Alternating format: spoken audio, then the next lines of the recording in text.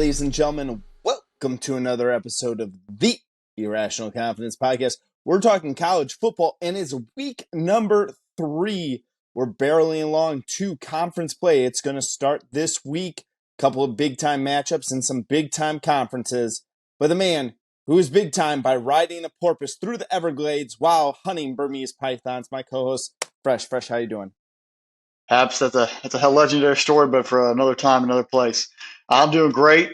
You know, there's some pundits out there that are saying this is a dud week, and there's no good matchups, there's terrible matchups. But you know what that really means? That means we're going to see some of the craziest games probably of the season happen this weekend, just because nobody expects it, and they see bad matchups or whatever. So buckle up, folks. We're in for a fun, long weekend. Yeah, buckle up, Buttercup, because it's going to get interesting there. All right, Fresh, we're moving to our first game of the weekend. We are traveling to Champaign, Illinois, and it's the Penn State Nittany Lions, 2-0 on the season, traveling to Illinois. They are 1-1. Currently, at the time of record, Penn State is a 14.5-point road favorite. Over-under is set at 48.5 points here, Fresh. Illinois took a major loss last week, losing to Kansas, and Penn State's looked almost as good as advertised in their 2 wins. So where are you seeing this? Well, honestly, first off, Illinois is at a crossroads. Last year's success, and then they went and they lost to Purdue late in the year. They gave a valiant effort versus Michigan, but you didn't see them fully maximize their potential. And this year, coming in, how are they going to replace that defense? Luke Altmaier's the new quarterback. How are they going to replace Chase Brown? Week 1, they survived Toledo. And then week 2, they go on and take on Kansas and the Jayhawks. They beat them down. They beat them down pretty good. But it's not because Illinois is not playing offense. Brett Bielema built this team around defense, and that defense has been absolutely, I'm going to say, atrocious in the first 2 weeks of the year. They're allowing 477.5 yards a game, 253 in the air and 224 on the ground. That's unheard of. They were giving up maybe 300 yards total offense a game last year. They are completely different. They have a lot of guys probably getting new who are not figuring out the system yet. Jim Leonard being an analyst, and Henry there as the defensive coordinator. The guys aren't getting the message. Maybe the play calls aren't coming in. They don't have the depth. I don't know, but this Illinois defense is not gelled yet.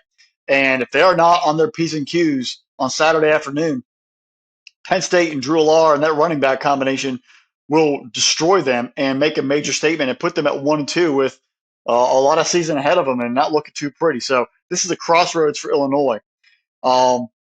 Interesting thing that both those teams they played in Toledo and Kansas, they both had mobile quarterbacks, and the quarterbacks used their legs on the perimeter to create passing opportunities when it broken down play, or even just on quarterback direct runs.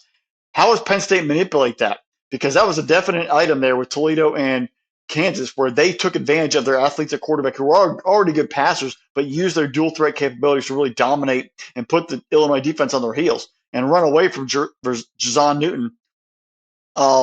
That is a major thing that they're going to have to scheme on and get better at. Is how do we avoid the quarterback using their legs? Allar's not the greatest mobile threat, but if it's there, watch for the Penn State, maybe add that little wrinkle in there. See if they continue to keep that threat alive. And down the stretch as the season goes, will Illinois actually adapt and get better? Because right now they're a sieve, and it's not looking too pretty.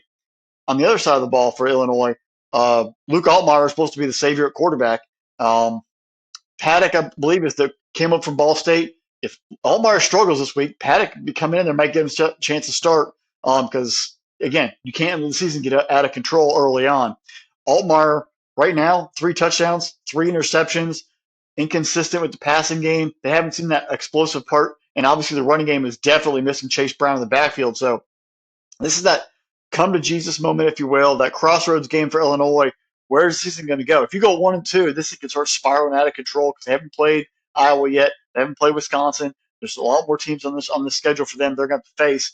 And if they come out in a clunker, it could get out of control. And that what we all thought Illinois was building to a couple of years ago could have just been maybe a one-year wonder last year and really going down the hill. So pay attention to that. I want to see how Illinois really just effort-wise and scheme-wise plays this football game. They might not win, but if they at least play inspired football and show up against Penn State, it shows there's still talent there and the guys are responding. If they come out and are lifeless after the first quarter and they kind of just run the white flag up, then that really worries me about where this program's mindset is going forward in the year, because you can't lose a team. We're still in September, folks. You've got to keep playing. This team's got to show they're willing to grow and learn under the defensive scheme and under the coaching of that staff and be able to go forward. They can't let that Kansas loss and they can't let that close win versus Toledo overshadow the rest of the year. They've got to find ways to show up, but this is a huge test for them. On the other side of the ball, Penn State has been just as advertised, but they've whooped on West Virginia and they whooped up on Delaware, folks. This is actually their first real test. They get a Big Ten opponent. They're on the road. This is their first road game. How do they adapt? Last year in the opener, they went to Purdue on a Friday night, and they almost choked and lost. So we thought that team was good.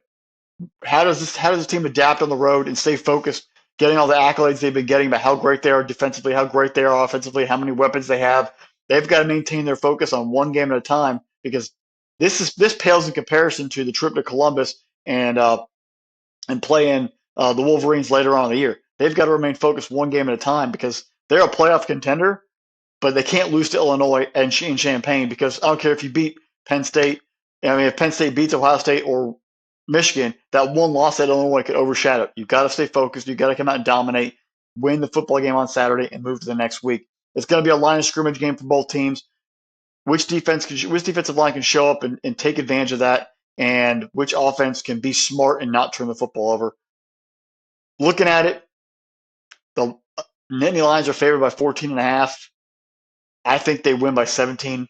I think they're going to easily cover. This team is on a mission, and I just don't know if they have the offense on their side of Illinois to balance out their lack of defense so far earlier in the season. I think they take care of it. The over-under at 48.5, that's kind of tough. I don't know if Illinois' offense can make up for enough. I think they have enough defense to keep that under. So I'm going to go under on the 48.5, but I'm going to have Penn State covering 14.5. Yeah, Fresh. My very first note in my book here is that Illinois' defense is absolutely god awful right now, especially their run defense here. Listen, Illinois has a rich set of traditions, and one of the traditions at the University of Illinois is the sound of the chimes that play at lunchtime every single day on campus. Seriously, we may want to change these chimes into taps if that defense doesn't improve very, very soon.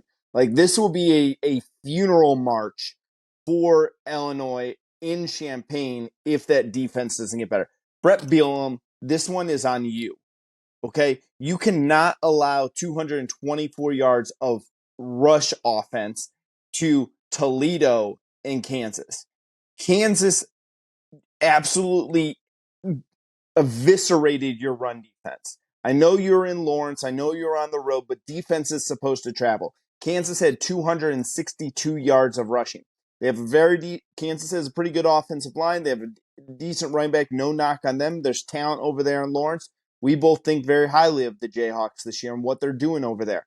But they don't have the hogs that Penn State's going to have in the offensive line. They're not going to have on their offensive line a top 10, 15, depending on what draft expert you look at, offensive line prospect over at Penn State. They're not going to have a two-headed monster in Allen and Singleton like Penn State.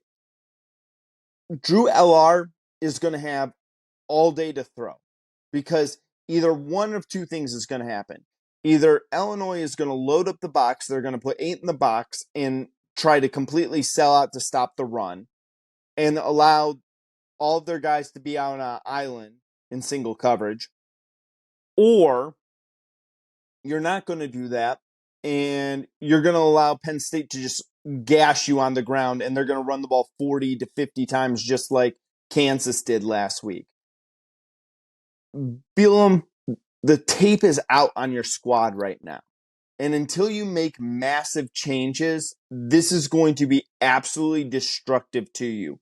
Last week, we talked about how we're going through in the college football, there's been like this renaissance of really top running backs throughout the country. There's a lot of running backs that Fresh and I are very, very high on. And these two guys here at Penn State, I don't know if there's someone that I'm higher on than these two. If you don't do this and you don't change that run defense very soon, everyone's just going to rush all over you. Now, going back to this here, offensively, I think that they may, I've liked what I've seen out of Altmaier for Illinois. I've watched went back and watched that Toledo game. He made some big time throws when it mattered the most in that game there. The Kansas game just was okay. It is what it is. Maybe Kansas is even better than we expected them to be. Altmaier definitely has the talent, though. So I want to see him be able to perform against Penn State. Here's the weird thing. I'm always nervous taking double-digit favorites on the road. And I know, like, everything in my mind, I'm with you, Fresh. Everything in my mind should be telling me to take Penn State. Don't worry about the 14.5 because I'm with you. I'm seeing about a 17-point win in this game. But that makes me really nervous. I'm almost willing to say I'd stay away from this game. Like, I would be like, I don't like a double-digit road favorite. This big of a road favorite, especially a two. Like if this was an 11 or a 12-point spread, I'd be okay, cool. I'll roll hammer with that it. one all day long. Yeah, but when it gets past a 2-touchdown spread on the road, especially in a conference game, Illinois realizes that they're on the ropes. But all of a sudden, they pick themselves up, knock off Penn State, and then now they're the talk of the Big Ten West, which is probably going to be a joke like it was in previous years. I don't know, man. I'm staying away from this game. I really do. I'm with you. I like the 17 points. I think that's kind of where the game comes in at. I think Penn State's 17 points better than this team, but it just makes me nervous to take all of those points in the team being on the road. As for the over-under, I'm with you. I'm right at about that 45 mark for it, so I'm going to take the under as well in this game. Yeah, I just don't trust Illinois. They can't carry their weight to make up some of those points, and that's where it really comes down to. All right, Fresh. Let's go to our second game. Apparently, this is supposed to be a rivalry game, but I got some questions on that part. South Carolina Gamecocks are traveling to Athens, Georgia to take on the back-to-back defending national champion Georgia Bulldogs. This game right now, at time of record, Georgia is a 27.5 point favorite in this game. Over-under is set at 54. I'll let you go, Fresh. You're the Georgia fan. I'll turn this one over to you because, yeesh. Well, I mean, I think the Dogs have played okay offensively in the first 2 weeks of the year against Cupcakes. They haven't showed a lot. They played very vanilla, but there's still some things I think they need to work on. I think a lot of this 27.5 points is because South Carolina looked terrible versus UNC and because what happened the past few years where Dogs have just absolutely just dominated South Carolina. It's more of a myriad of things all just being put together. The first thing I'm looking at from this offense for the Dogs is you're at home, between the hedges, but you've got to be much more efficient from the very start. We've had a couple of lackadaisical starts. The offensive line has not played up to their potential. They've even admitted it in press conferences this week where they know they've left a lot out there. How do they show up against an SEC defensive line? This is not going to be a UT Martin or a Ball State defensive line. This is going to be at least they're going to have athletes out there going to play. They're going to be a lot faster. They're going to be bigger. How is this offensive line ready to show up and make a play and take care of the game and dictate the pace? The running back situation for Georgia, Kendall Milton hasn't had the burst. He's still coming off an injury, trying to get recovered there. Hasn't showed the burst, but who's going to be that the number one rule back there? Roger Robinson, the freshman from California, looked pretty solid. Dylan Bell, the wide receiver, has gotten a couple snaps last week at running back. He showed some explosiveness. Andrew Paul come back from injury. How do these guys sort of get into a flow, and who's going to take lead on that running back situation to really settle that position right now for the Dogs? That's another important thing I want to watch this football game is where is that coming from? Right now, there's a lot of unknowns. We know there's a lot of talent on this roster, but who's going to take up those top spots and actually show up in bigger games? Because the South Carolina game, I think we all agree, is probably a little less than what games might be later down in the season, but you still got to play this game and you got to win this game to move on to the next one. Because if you lose, the thing could spiral out of control with what expectations are in comparison. So, got to remain focused, got to take care of business there. Defensively, they've played lights out. I don't, outside of Javon Bowler, if he's going to play or not, this defense has been fantastic. There's tons of depth there. They need to keep playing at a high level and not let Spencer Rattler and that Gamecock offense get settled in on Saturday afternoon. One bright spot, though, for the offense, outside of the receivers sort of getting mixed in Lovett and Robert Thomas and Jack, Rosemary Jack Saint, Loud McConkey hasn't played yet, but right now, Makai Muse, who There's been a little, walk on slot guy here and there, has a punt return for touchdown, has a touchdown reception. He's showing a little spark and a little energy, and expect to see much more of him in the rotation from kick returning perspective, punt return perspective, gadget plays, bubble screens, whatever they can do. He'll be involved, and he might be that one guy to keep, kind of like a Vlad McConkey was the past few years. The guy in the slot, the guy to get the ball to in space, who just makes plays, not the big herald recruit who shows up. But Carson Beck's going to be the trigger man, and he's still got to figure out how to get it done. This is another big tune-up before you start really getting into the meat of the grind of the schedule. So got to maintain the focus. Can't get too big on yourselves. But beware, you are playing an SEC defense, SEC recruited players. You've got to be mindful of that. Don't just think that South Carolina is terrible and they're going to blow you up, because last year they went down to Gainesville and the Gamecocks got slaughtered. And then next week, nobody thought that they had a chance versus Tennessee. Granted, it was at home, and they beat the trash out of the Vols. And then they went to Clemson the week after that, and they beat the trash out of Clemson. So this team has that Undertaker moment. You love your wrestling, Seth. They rose from the dead before when nobody expected them to have a chance, and they beat two top 5 teams in back-to-back weeks. Coach Beamer can get them to get fired up and get them to play. So you always have to be aware of that. Spencer Rattler can show up and make plays when he has to if the offensive line gives him time. They have playmakers there. It's whether they can put it all together and be able to compete at a high level. And that's what you have to be aware of. You cannot let South Carolina get any momentum because they've done it in the past. They've shown it. Spencer Rattler has great games, has great plays, has bad games, has bad plays. Which Spencer Rattler will we get on Saturday afternoon? It's a hostile environment. It's a road game. He didn't play. He played at Clemson, showed up last year, made a good couple plays. The Tennessee game was at home. The Georgia game was at home. One game he looked great, one game he looked terrible. This is a road venue. How does he show up and enjoy the spotlight? That's what I'm really going to watch. The offensive line already has some issues. Do they play better than they played versus North Carolina? Because North Carolina made them look like a sieve. And if that's what North Carolina did, I'm sure they've been watching that film for a while, but Georgia can make them look a lot worse if they aren't up on their game and ready to go. 27.5 points is a lot of points. That's a heck of a lot of points to be covering. Is Kirby watching other events, other teams around the country, making things happen? Does he want to make a statement like he did last year when he put it on and kept scoring about South Carolina? I'm not sure they cover the 27.5. I think they maybe win by 20 at most, but 27.5 is a lot of points. I don't think the Dogs cover the 27.5. But the over-under, I believe it will hit the over because the over-under is 54.5. They will hit the over. They will score some points. But the 20, they might win by 21, but 27.5 is a lot. But Dogs win. They don't cover. But we'll hit the over in the football game. Yeah, Fresh, you made the professional wrestling analogy there about the Undertaker. Fresh, there's the Undertaker, and then there's all the underfakers out there. The people who tried to rip off the Undertaker gimmick. Talking about South Carolina, they're not the Undertaker. This is not a squad that can rise from the dead. You're going to need the reincarnation of Paul Bearer, the urn, every little piece out there. You're going to have Georgia, all Georgia players get rolled out into a sealed casket first to get out of the casket, then play the football game, in my eyes, for South Carolina to have a chance in this game. South Carolina, you lost your best running back in the transfer portal out to Southern California, and it shows.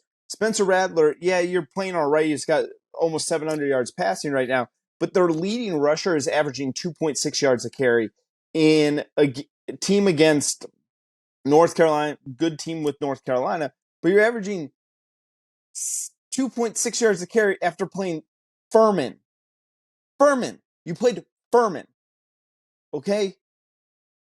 That's unacceptable. Listen, I love Shane Beamer. I hate Shane Beamer at South Carolina.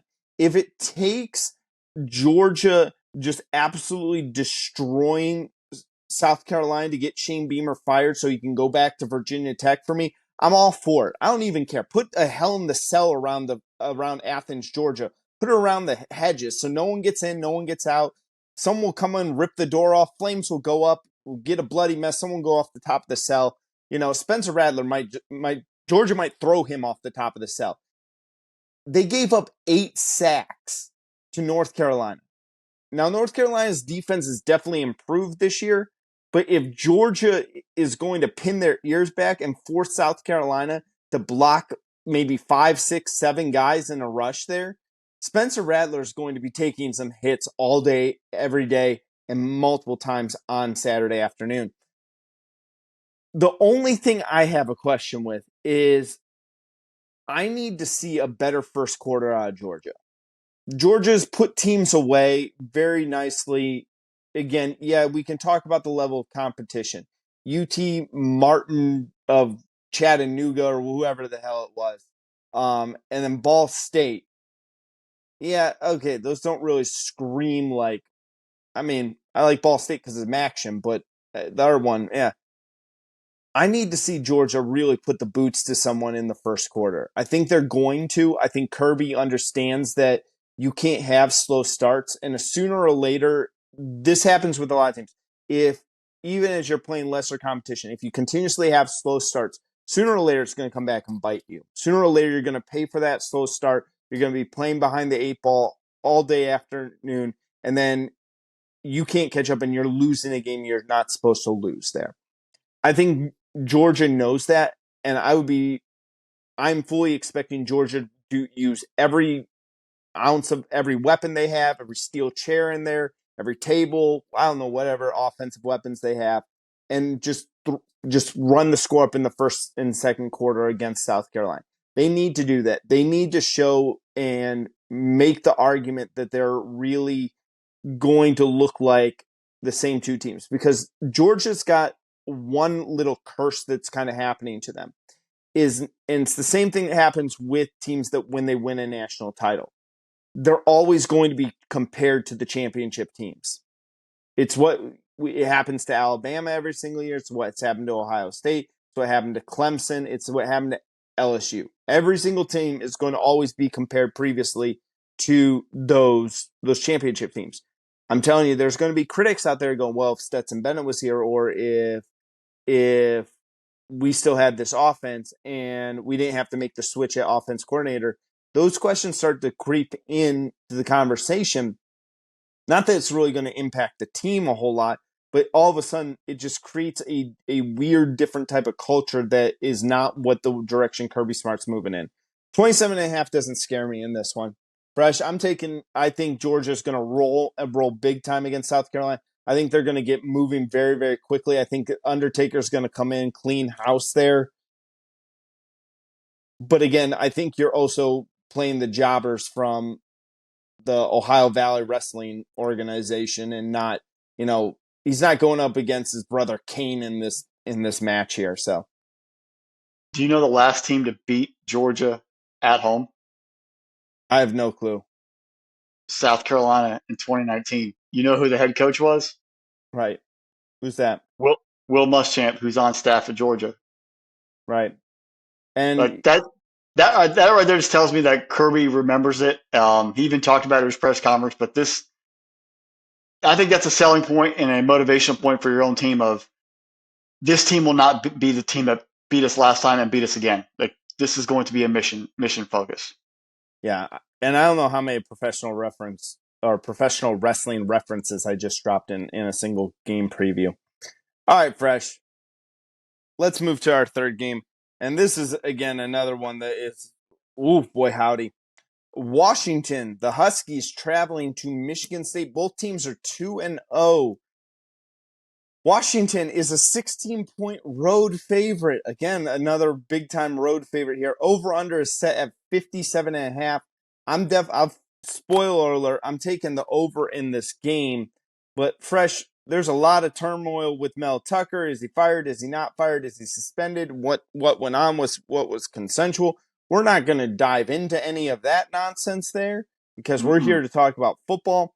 But that's a lot of nonsense going on around a program that is looking to just pull themselves off the map from last season. I mean, look at the second they gave him that contract in 2021 was the next game they got absolutely annihilated by Ohio State in Columbus. Yep. They bumbled through. They beat a Pitt team where Kenny Pickett didn't play and a couple other guys didn't play, which if they did, that wouldn't have been a ball game. and then last year was a disaster. And it's part of it. Like you hear the stories. Like, are they trying to go hard in this whole thing because they want to fire him without having to pay him for the product on the field? It's a whole mess, and I think it's a major distraction to the football program. You already have the team not performing, the players not developing that they should, and you add this in there, it becomes an angst around the program, a haze, a cloud that it doesn't inspire top play. It keeps focus out of meetings, and you have one of the best teams in the country coming up there who has a lethal offense, and you're supposed to be a defensive mindset and a defensive team. Um, it could get ugly, and it could get ugly quick. This is a showcase game for Michael Penix Jr. and that receiving core, and Kellen DeBoer as the head coach, and the defense to get after it. Yeah, Michigan State, you're 2-0, but you beat the Fighting Jim McElwains of Central Michigan and Richmond. This isn't time Izzo time where those are basketball schools. Those are football programs that you've beaten, and it hasn't been that impressive or that decisive. It You're telling me with that product you have in the field right now, plus what's going on, you're going to show up and take out Washington? Not a chance. Last year you were 2-0 and you went out to Washington and you were all cocky, and that's when Kellen DeBoer and Michael Penix Jr. made their announcement to the world that they were here. I don't think they're going to get taken to the woodshed in this game. I think they're going to keep their foot down, and the Huskies are going to roll. They're going to cover, and they're going to hit the over on their own. They're not going to need the Spartans to show up and add in points. They're going to put it all down because this is a chance again where they're a future Big Ten rival. This is a statement for the Big Ten, and this is a statement for recruiting that we are coming. If you want to come play Big Ten football, you come play for the Huskies and not for the Spartans. East Lansing is not the place for you. And next time you come back, we're going to do the same thing. So this is a statement game for the future of the Big Ten because they are a new opponent, not just for this Saturday, but for the next 5 to 10 to 15 to 20 years. This is a big deal. It's a mess at Michigan State, and I don't see a light at the end of the tunnel in any case because the situations outside of the football, on the field product are bad. The on the field product right now is hit or miss. It's going to be ugly. Sparty fans, get ready for basketball season. You're only a couple of weeks away. But even then, you won't make it to the Final Four and won't win a title because no Big Ten team does anymore. It's going to be bad. It's going to be bad, and the Huskies are going to roll. All right, Fresh.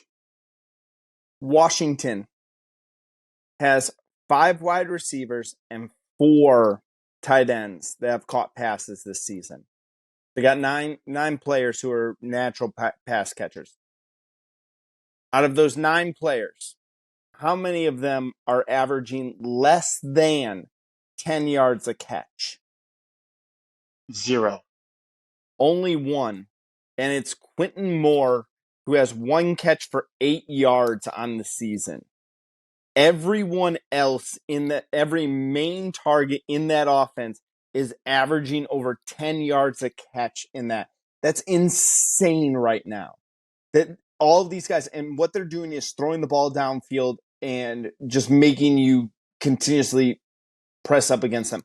I'm really challenged to see like a flaw in their passing attack. If I'm Washington in this game, I'm going in this to work on my running game. Will Nixon has been the leading running back right now. He's only had 12 carries in 2 games this year, 78 yards. Yeah, that's a 6.5 yard per carry. I need to see more out of that. I really need to see him have a 100-yard rushing game. Penix Jr. has done everything that we talked about. He's turned more into a pocket passer, picking up right where he left off last year.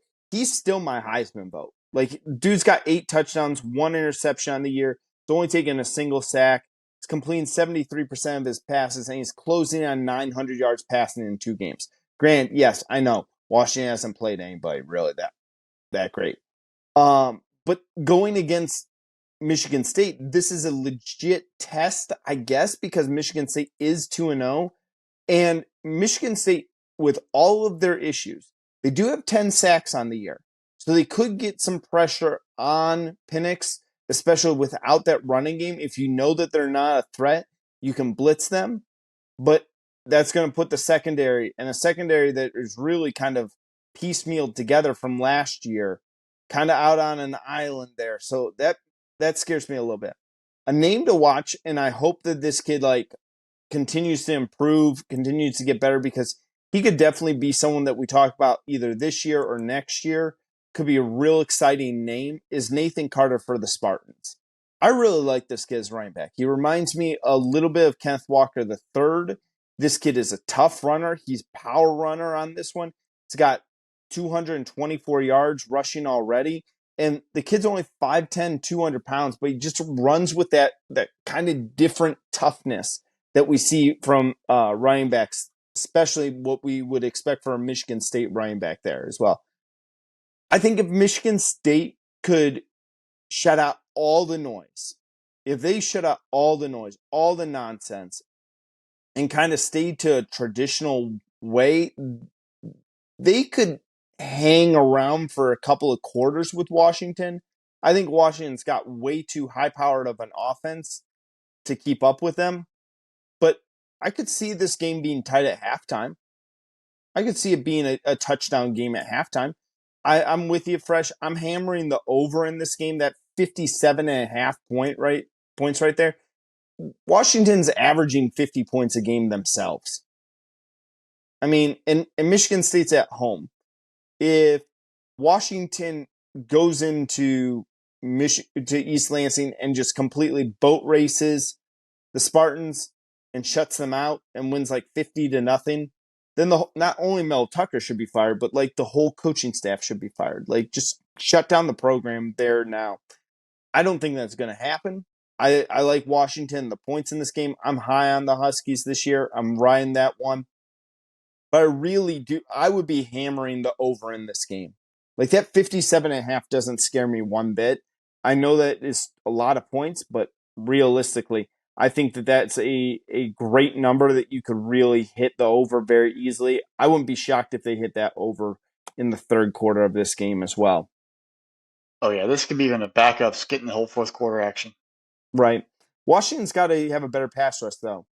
Only 3 sacks on the year. I need to Yeah, I see think more out of Trice. Definitely need to see more of Trice. This actually might be that game where you get a couple in there early and really make your statement. Right. And we'll see what comes up out of them, because, they really haven't had to play anybody right there. All right, Fresh, let's go to our fourth game. And this was our fan game of the week here. Folks, if you're not following us on social media over there on the Twitter or the X, whatever it's called these days, make sure you go over there and follow us. Every single week, we put out a new fan vote. This was the closest fan vote we've had in a while. A bunch of people split on the vote there. Over 100 votes coming in this one. And the winner of that one is Minnesota, traveling to North Carolina Tar Heels in this game. Fresh, this right now at time of record, UNC at Chapel Hill is only a 7.5 point favorite. The over-under is set at 50 for this game. Ooh, let's talk about this one, Fresh, because I think we differ a little bit on this game. Well, I think we've said in the past that PJ Fleck is one of the most underrated coaches. This might be one of his tougher assignments, though, because this offense is – you don't have Tanner Morgan. You don't have Ibrahim anymore at running back. You're really trying to get – you lost Michael Schmitz, the center. He's gone. Lost a lot of your veteran playmakers. Working in a whole new offense. Right now, this offense is not at the point that it can survive getting to a track meet. They're averaging 19 points a game after beating Nebraska, and folks, we've all seen Nebraska, and Eastern Michigan. Your offense isn't even scoring 20 points a game. Now, Nebraska's defense is good, I'll give you, but Eastern Michigan is not exactly, a powerhouse defensive effort, and that's supposed to be one of your gimme wins. You're putting up some points, get right ball games, and you didn't really get right. So that's what concerns me. Ethan, I'm not going to call him Maliki Kikamaka. I'm just going to say we're going to call AK, so don't call him because I don't want to butcher the poor kid's last name even though I already did. 4 career touchdown passes, 6 career interceptions, and he's only averaging 7.4 yards completion. Where does the offense come from? If you can't throw the football, they're going to be putting 9 guys in the box, 10 guys in the box. This is an improved North Carolina defense. How do you generate offense? This is what really worries me. The Gophers must run the football, and that offensive line has must be able to dictate the line of scrimmage. Maybe even take the air out of the ball, if you will. Keep Drake May in that North Carolina offense on the sideline. Slow it down, 3.5 yards, 4 yards, a cloud of dust. But you're going to have to do it, and it's going to have to be the offensive line, and then it's going to have to also be freshman running back Darius Taylor. He's already run for 196 so far. He's going to need at least 130 in this football game by himself to keep this thing close and be in contention. They've got to be committed to the run, but AK's got to make those big time third down throws and keep mixing it up to keep them off the defense on their heels to give them any kind of room to run, because they have to take the out of the football game. They've got to dominate line of scrimmage. And if they get behind, the running game is taken out. I don't see them passing to stay in this football game. They've got to be able to play a solid football game. PJ Fleck has got to have his team well coached and be able to play. On the other side of the ball for Minnesota, is this defense really good, or is it good because they play bad offenses and they look fantastic? That's what we're going to see here, because they're going against one of the best quarterbacks, Heisman Trophy candidate, a very electric offense. How do they show up against North Carolina in Chapel Hill? Do they actually shut them down? Because if they do, then they're a legit defense. If not, then it's just because they played two teams that have no offense and they benefited because of stats. So we're going to find out on Saturday afternoon if those things are true.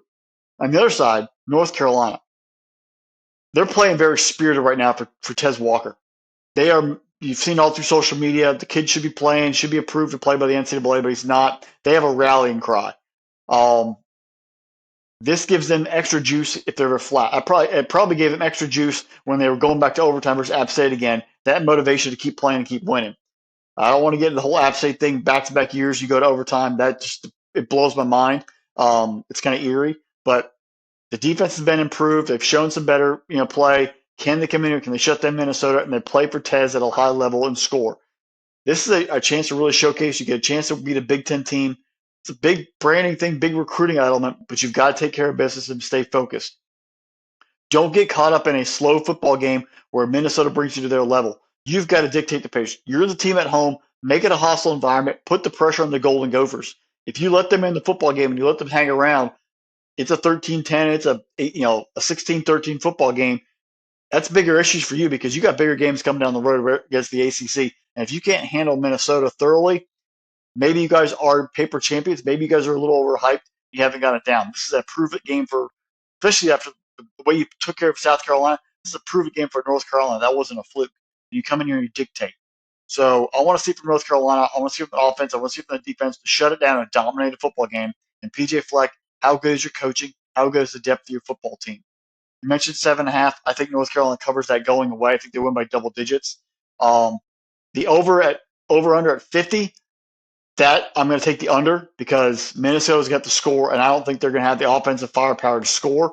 And I think the defense is good enough, just enough to keep North Carolina lower that number. So I'm taking the under on the 50, but I think North Carolina covers the 7.5.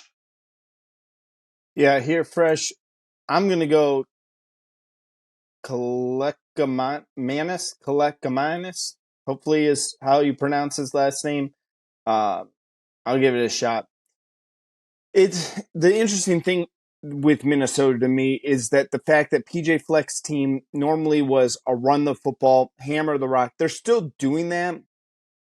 They still have two really, Darius Taylor and Sean Tyler there. Sean Tyler is the senior. Darius Taylor is the true freshman there. Both of them have had fairly decent. They've had over 300 yards on the ground in 2 football games here so far. If they can continue to do that, put that pressure on North Carolina, I'll be impressed with them. They've done a balanced attack, but Minnesota is really winning their games with their defense. And again, you said it. They haven't played the best competition here with everything going on there. Yeah, Nebraska, we saw Nebraska, what they were doing in that game. We saw them, how they went up against Colorado. You take a look, it's hard for me because Minnesota's averaging under 100 yards passing. Like, they're giving up less than 100 yards passing. And North Carolina is averaging 238, and Drake May is still one of the best Heisman candidates in the country. I don't care what people are going to say about that. Still, he's still a candidate right now. Game or two later, we could be taking him off the candidate list and saying just play for the NFL, kiddo. I'm intrigued because if Minnesota, it's the what if factor. Like Minnesota has a pretty tough schedule once they get into conference play. But what if they win this football game? What if they can sit there and say that they've knocked off North Carolina? Then they become a nice little talk of the question. It shows how good PJ Fleck is of a coach. And like you said, he's underrated head coach there. North Carolina, I've been impressed with them. Week 1, absolutely blitzed the living bejesus out of South Carolina. Had Spencer Rattler running for his life all day long. And then App State, like, was it a letdown game? Did you shoot all the bullets in your gun in week 1? I need to see a lot out of North Carolina. I think this week is going to tell us a lot about both of these teams. I think there's going to give us a lot to talk about. I like this Kobe Sour that's come and kind of picked up. We were asking who's going to replace Josh Downs. I think we have our answers.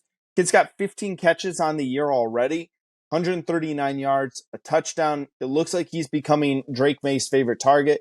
But one thing I'm really going to ask here, Fresh, is can Minnesota stop Omari Hampton? Omari Hampton, 42 carries. We told at the beginning of the year when we did our preview, North Carolina, Drake May had to stop running the football. Or he could still run the football, be a threat in the zone read, but is there a running back that could be the bell cow? Hampton stepped up. Looks like he's going to be the bell cow. Can Minnesota hold him under 100 yards on his home field? I think that's the hardest part there. I'm going to say this, Fresh. I think this Minnesota defense is legit. I think that they're going to create some problems. North Carolina, I'm very nervous about last week with App State. So I'm actually going to take Minnesota and the points at 7.5. If it goes down to 6, because I think this is I think North Carolina by a touchdown exactly. So if this drops under the 7 number, That half point has you a little it's worried. the half point. It's the half point. I'm also going to say I'm taking the under in the points here with as well. I don't think they're going to hit the 50. I see this as a low-scoring ball game, a lot of running the football because I think that's what both of these teams are going to really try to control the line of scrimmage. I think this is going to be a fast game because the clock's going to be moving. It's going to be really who can play mistake-free football here. But I'm going to say outright, I'll take the Tar Heels. I think they're going to be just a touch better, but it would not shock me if Minnesota pulls off this upset. If Minnesota pulls off that upset, then are they in the driver's seat, favorites for the Big Ten West? Yeah, they are. They do. I mean, their schedule's tough. It's going to come down to the matchup versus Iowa. I mean, that would be a heck of a statement for the Big Ten to get that. That's a ranked win on the road. That's big time. Yeah. Well, Minnesota. The problem with Minnesota is that their draw. I mean, their East draw is going to be they get the Wolverines and the Buckeyes as a cross. Iowa misses both of those teams, so that's what really gets tough with them. All right, Fresh. Let's go to the backyard brawl. I love that we're playing this game again. The Pitt Panthers are traveling to Morgantown, West Virginia, one of our favorite locations in college football. Let's go Mountaineers. Time to drink some beers. They're playing West Virginia. Pitt is a 1-point road favorite in this game. Kind of shocked me that it's only a point right now. 7:30. This is the game on ABC this week. Over-under set at 50 points in this game. I don't even know what to say. Like, if West Virginia wins this game, has Coach Brown saved his job? That's the first thing I have written down. This could be a job saver. It really could be. If he gets blown out, he may lose his job after this.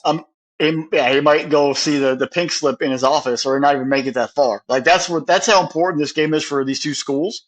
But that's kind of how far the Neil Brown era at West Virginia has fallen, where people are losing patience. And West Virginia is a very, very, very proud football program. I think they dominated the Big East back in the day.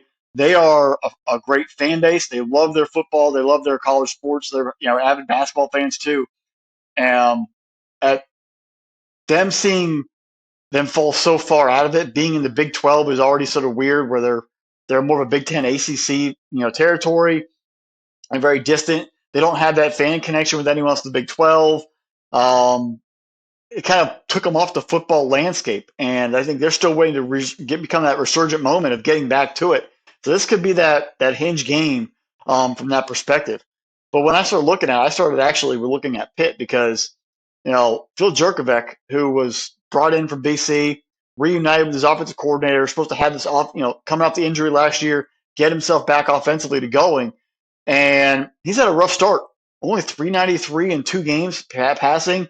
Completion percentage of 49.1%, but 4 touchdowns and no interceptions. So where do you trade off the no yards and no completions for touchdowns and no interceptions? You run a fine line there. Been sacked 5 times. He sacked 5 times by Cincinnati last week, 6 in total in the season. So no one's protecting him. You don't see the offensive line being tough under Pat Narduzzi, which is really, really, really strange. You're not getting the offensive efficiency for the passing game. The running game, after losing Abakanda last year, where's that coming from? They're trying to reinvent themselves offensively. In the first 2 games, they haven't looked very good. That worries me for Pitt. Defensively, you got smoked by Cincinnati last week. It was 27-7 at one point before you got 2 garbage touchdowns late in the fourth quarter. You got dominated by the Bearcats.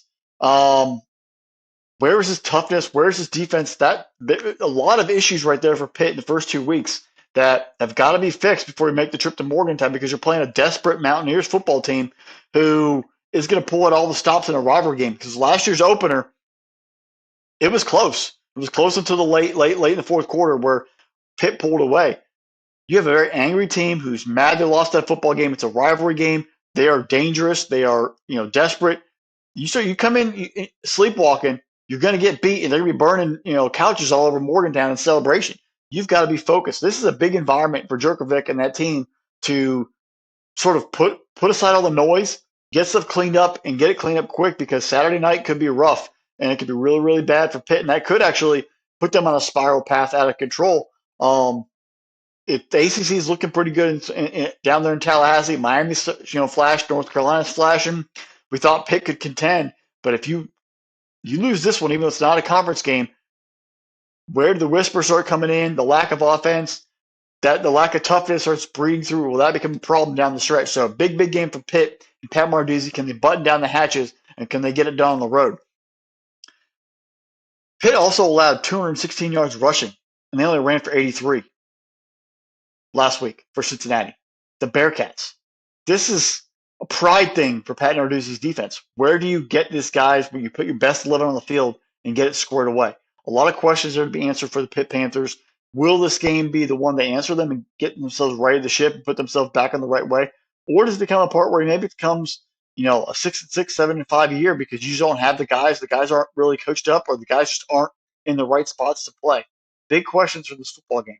On the other side, Mountaineers, you got smoked by Penn State. You looked very disorganized. You weren't physical. It was bad. I'm going to throw away the Duquesne film, because why are we watching film of West Virginia versus Duquesne, and why should that even matter? It shouldn't. So where do you guys show up as a football program? Proud team. You have a great offensive line. Are we going to waste it? Are we going to waste an offensive line with some serious NFL depth and talent on a wasted season? You can't. You've got to play desperate for your head coach. Neil Brown, maybe you have to get out of the way. Just get out of the way. Let the players go out there and play. Let the Garrett Greens, let running back C.J. Donaldson, let wide receiver Hudson Clement, and let wide receiver Devin Carter that put together a game plan themselves and go out there and score points. Maybe you're holding the team back.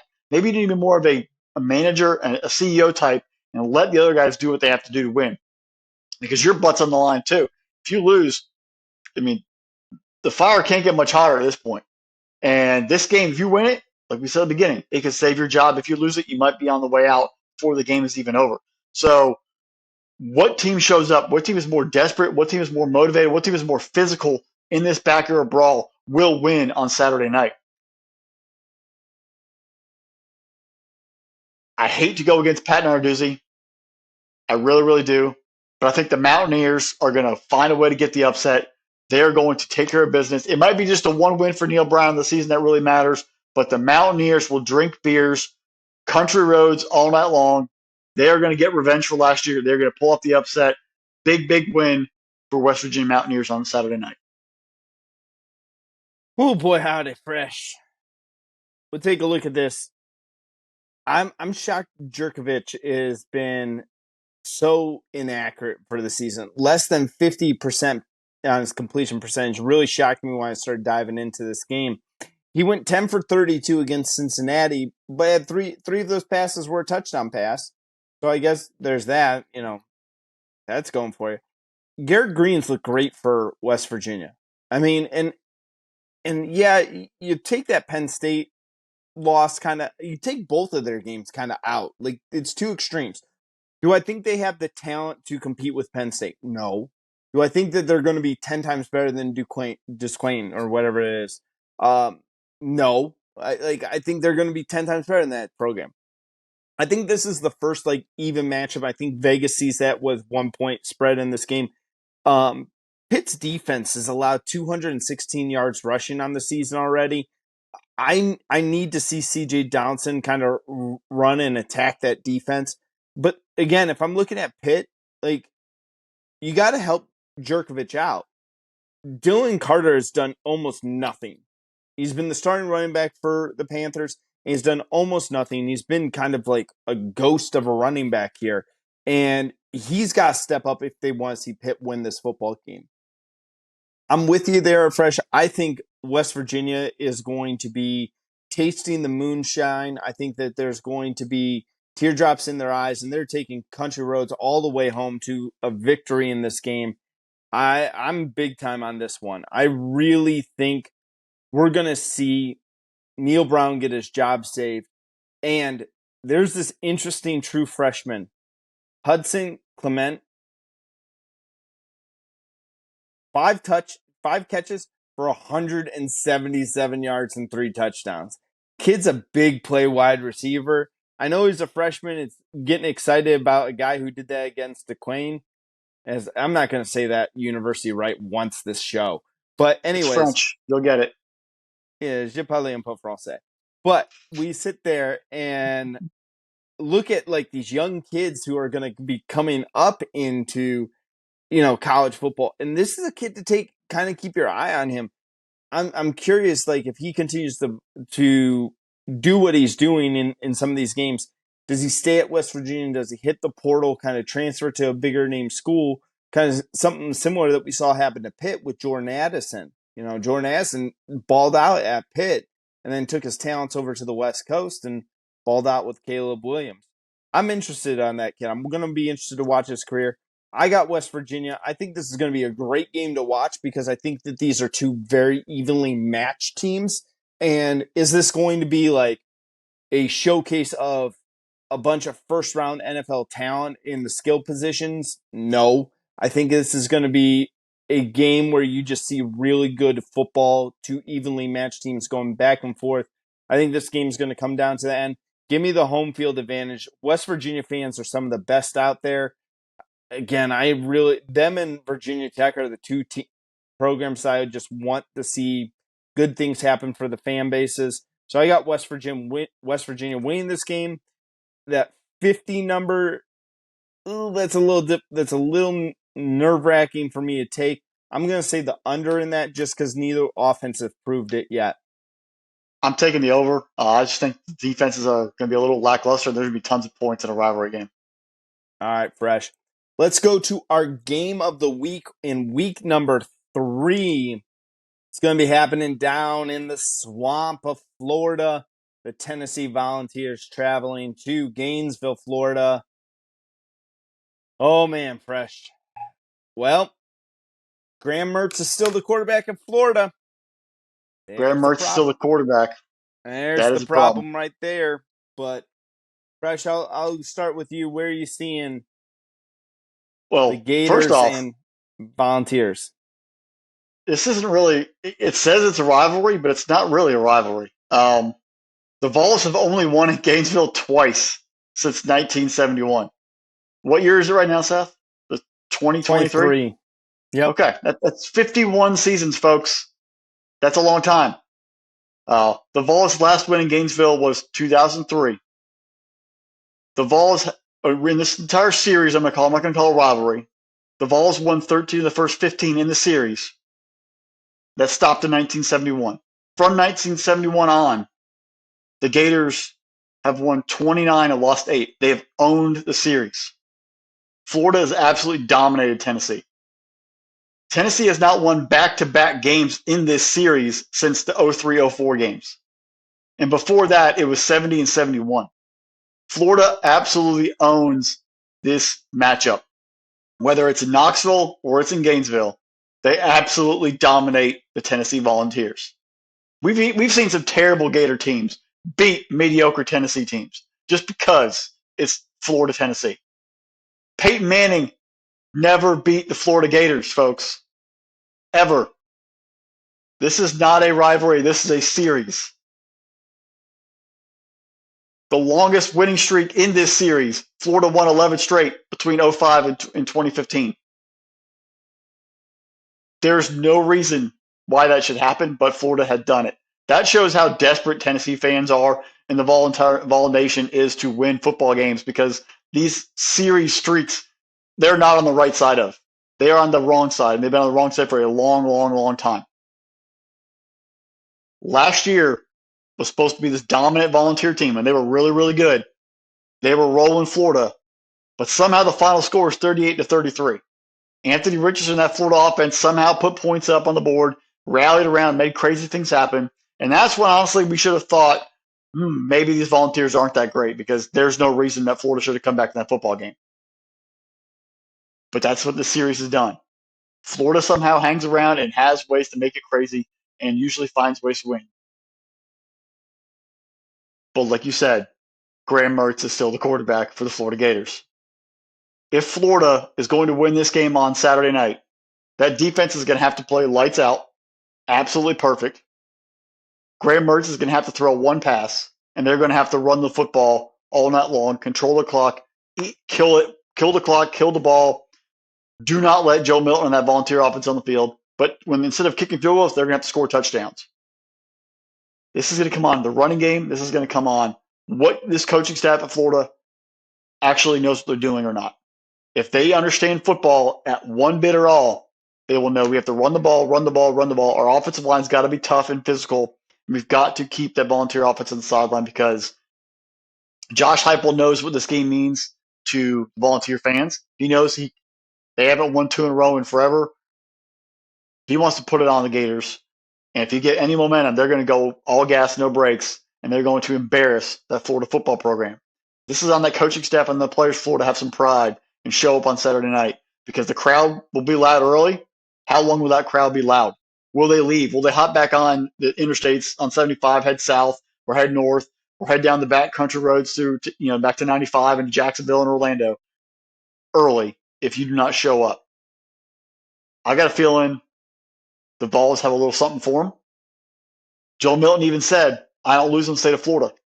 He was born in Pahokee, played high school football in Orlando, never lost a football game.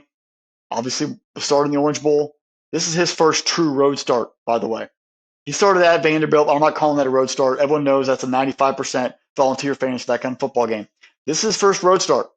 How cocky will he be? Will he have some issues with the crowd noise? Will he make mistakes? Swamp can be kind of intimidating.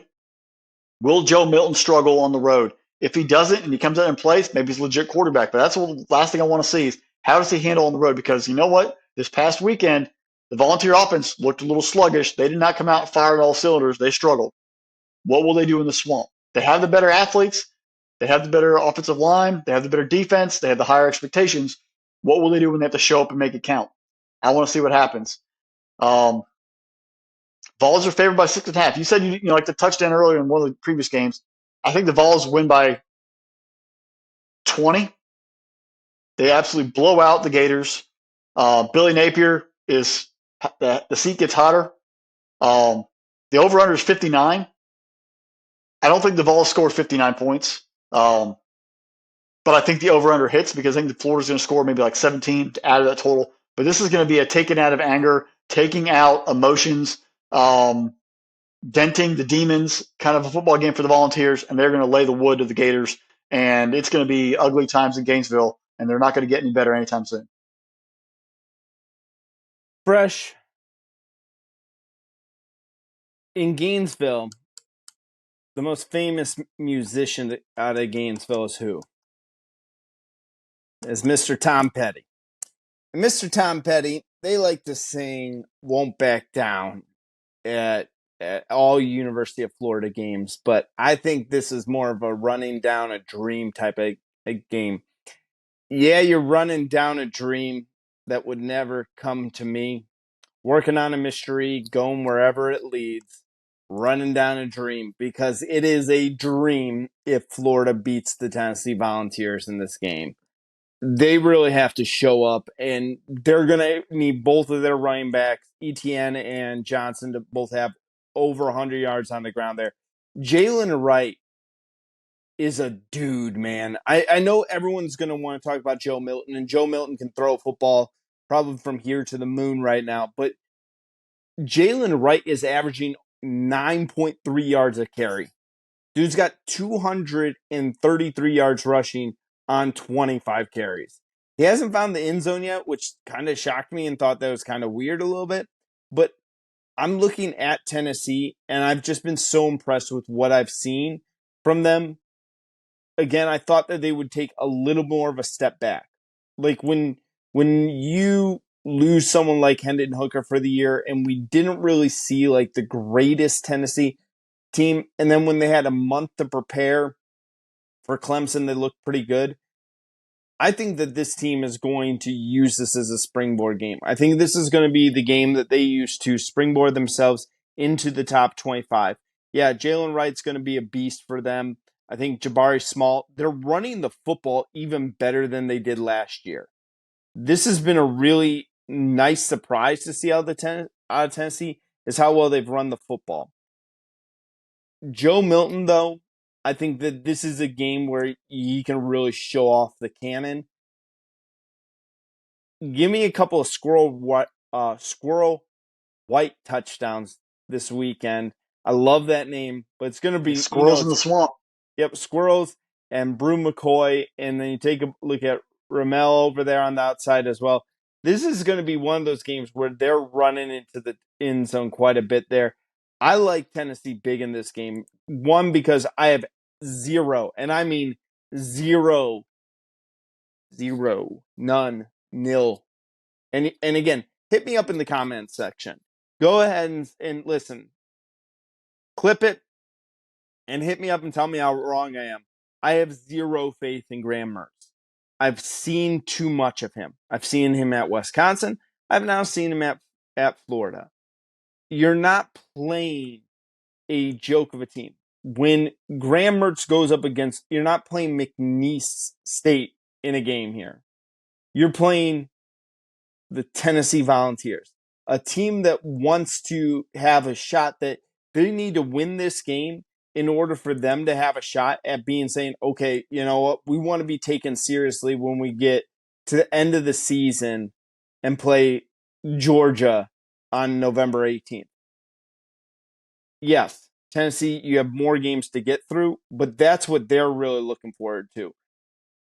They want to make sure that it's clear that they're the number 2 team in the East, that they want to have a shot to knock off of Georgia in the East there, and maybe get a shot to go to Atlanta. But they're not going to have that opportunity unless they go down into Florida and completely shellac the Gators.